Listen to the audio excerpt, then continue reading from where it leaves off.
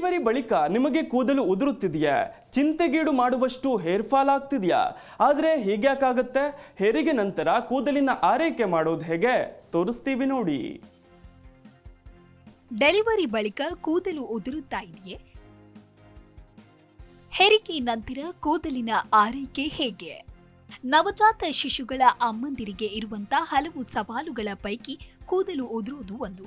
ಗರ್ಭಾವಸ್ಥೆಯಲ್ಲಿ ಹಾರ್ಮೋನ್ಸ್ ಪ್ರಭಾವದಿಂದ ದೇಹದಲ್ಲಿ ಎಲ್ಲವೂ ಬೆಳವಣಿಗೆಯ ಸ್ಥಿತಿಯಲ್ಲೇ ಇರೋದ್ರಿಂದ ಕೂದಲು ಉದುರುವುದು ನಿಂತೇ ಹೋಯ್ತು ಅನ್ನುವಷ್ಟು ವಿರಳವಾಗಿರುತ್ತೆ.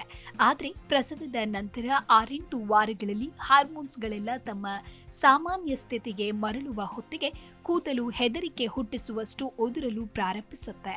ಹೀಗೆಯೇ ಮುಂದುವರೆದ್ರೆ ಇನ್ನೊಂದು 6 ತಿಂಗಳಿಗೆ ತಮ್ಮ ತಲೆ ಸಂಪೂರ್ಣ ಬೋಳಾಗಬಹುದೇ ಎನ್ನುವಷ್ಟು ಕೂದಲು ಉದುರುತ್ತಾ ಇರುತ್ತೆ.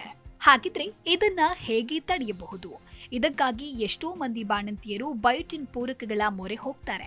ಇದರಲ್ಲಿ ತಪ್ಪೇನಿಲ್ಲ. ಕೂದಲಿನ ಆರೈಕೆಯಲ್ಲಿ ಬಯೋಟಿನ್ ಮಹತ್ವದ ಪಾತ್ರ ವಹಿಸುತ್ತೆ. ಆದ್ರೆ ಕೇವಲ ಬಯೋಟಿನ್ ಮಾತ್ರವೇ ನೀಡಿದ್ರೆ ಕೂದಲಿಗೆ ಸಾಕಾಗೋದಿಲ್ಲ. ಈ ದಿನಗಳಲ್ಲಿ ತಾಯಿಯ ದೇಹಕ್ಕೆ ಒಂದಕ್ಕಿಂತ ಹೆಚ್ಚು ಸತ್ವಗಳ ಕೊರತೆ ಎದುರಾಗೋದು ಸಾಮಾನ್ಯ.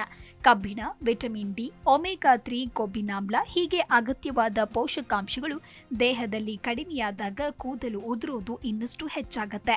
ಹಾಗಾದ್ರೆ ಬಾಣಂತಿಯ ಆರೈಕೆಯಲ್ಲಿ ಇರಲೇಬೇಕಾದ ಸತ್ವಗಳು ಯಾವುವು? ಇದರಿಂದ ಕೂದಲು ಉದುರೋದನ್ನ ತಡೆಯಬಹುದೇ ಅಥವಾ ಕಡಿಮೆ ಮಾಡಬಹುದೇ? ಬನ್ನಿ ನೋಡೋಣ. ಪ್ರೋಟೀನ್ ದೇಹದಲ್ಲಿ ಈಗಾಗಿರುವ ಗಾಯಗಳನ್ನ ಮತ್ತು ಏರುಪೇರುಗಳನ್ನ ದುರಸ್ತಿ ಮಾಡೋದಕ್ಕೆ ಬೇಕಾಗಿರುವ ಅತಿ ಮಹತ್ವದ ಪೋಷಕಾಂಶವಿದು. ಇದಲ್ಲದೆ ಮಗುವಿನ ಬೆಳವಣಿಗೆಗೆ ಸಹ ಇದು ಅಗತ್ಯ. ಹಾಗಾಗಿ ಸಾಮಾನ್ಯರಿಗೆ ಬೇಕಾಗುವಂತೆ ಪ್ರತಿ ಕೆಜಿ ದೇಹದ ತೂಕಕ್ಕೆ 1 ಗ್ರಾಂ ಪ್ರೋಟೀನ್ ಎನ್ನುವ ಬದಲು ಹೊಸ ಅಮ್ಮನಿಗೆ 1.5 ಗ್ರಾಂ ಪ್ರೋಟೀನ್ ಎಂದೇ ಲೆಕ್ಕ ಹಾಕಬೇಕು. ಇದರಿಂದ ಗರ್ಭಾವಸ್ಥೆಯಲ್ಲಿ ಹಾಕಿದ್ದ ಹೆಚ್ಚುವರಿ ತೂಕ ಇಳಿಸಲು, ಸಡಿಲವಾಗಿರುವ ಸ್ನಾಯುಗಳನ್ನ ಬಿಗಿ ಮಾಡಲು, ದಷ್ಟಪುಷ್ಟವಾಗಿ ಬೆಳೆಯಲು ಅನುಕೂಲವಾಗುತ್ತೆ. ಕೂದಲು ಉದುರೋದನ್ನ ದೊಡ್ಡ ಮಟ್ಟಕ್ಕೆ ತಡೆಯಬಹುದು.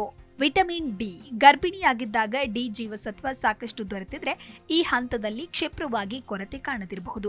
ಆದರೂ ದಿನದ ಕೆಲ ಕಾಲ ಬಾಣಂತಿಯರು ಬಿಸಿಲಿಗೆ ಒಡ್ಡಿಕೊಳ್ಳುವುದು ಅಗತ್ಯ. ಹಾಗಿಲ್ಲದಿದ್ರೆ ಡಿ ಜೀವಸತ್ವದ ಕೊರತೆಯಾಗಿ ಕೂದಲು ಉದುರೋದಕ್ಕೆ ಇದು ಕಾರಣವಾಗಬಹುದು. ವಿಟಮಿನ್ ಡಿ ತೀರಾ ಕಡಿಮೆ ಇದ್ರೆ ಪೂರಕಗಳು ಬೇಕಾಗಬಹುದು. ಆಗ ವೈದ್ಯರ ಸಲಹೆ ಬೇಕಾಗತ್ತೆ. ಕಬ್ಬಿಣ ಗರ್ಭಿಣಿ ಇದ್ದಾಗ ಕಬ್ಬಿಣಾಂಶದ ಮಾತ್ರೆಗಳನ್ನು ಸೇವಿಸಿದ್ರು ಪ್ರಸವ ನಂತರದ ರಕ್ತಸ್ರಾವದಿಂದಾಗಿ ಕಬ್ಬಿಣಾಂಶದ ಕೊರತೆ ಕಾಡುವ ಸಂಭವ ಹೆಚ್ಚು. ಜೊತೆಗೆ ದೀರ್ಘಕಾಲ ನಿದ್ದೆಗೆಡೋದು ಈ ಕೊರತೆಯನ್ನ ಇನ್ನಷ್ಟು ತೀವ್ರವಾಗಿಸಬಹುದು. ಹಾಗಾಗಿ ಕಬ್ಬಿಣಾಂಶದ ಕೊರತೆ ಇದ್ರೆ ಅದನ್ನ ಕೂದಲುಗಳು ಖಂಡಿತವಾಗಿಯೂ ಹೇಳುತ್ತೆ. ಸೊಪ್ಪು, ಬೀಟ್ರೂಟ್, ಕಾಳುಗಳು ಮುಂತಾದವು ಆಹಾರದಲ್ಲಿ ಸಾಕಷ್ಟಿರಲಿ. ಜಿಂಕ್ ತಲೆ ಚರ್ಮದ ಆರೋಗ್ಯ ರಕ್ಷಣೆಯ ಜೊತೆಗೆ ಕೂದಲಿನ ಬೆಳವಣಿಗೆಗೂ ಸತ್ವ ಅನ್ನೋದು ಬೇಕಾದ ಸತ್ವ. ರೋಗ ನಿರೋಧಕ ಶಕ್ತಿ ಹೆಚ್ಚಳಕ್ಕೂ ಇದು ಅಗತ್ಯವಾದ ಪೋಷಕ ಸತ್ವ. ಹಾಗಾಗಿ ಕಾಯಿ ಬೀಜಗಳನ್ನ ಆಹಾರಗಳಲ್ಲಿ ಕ್ರಮೇಣ ಸೇರಿಸಿಕೊಳ್ಳಿ. ಬಾಣಂತಿಯಲ್ಲಿ ಕೂದಲು ಉದುರೋದು ಘನವಾದ ಸಮಸ್ಯೆ ಅಲ್ಲ ಎಂದು ಕಡೆಗಣಿಸಬೇಡಿ.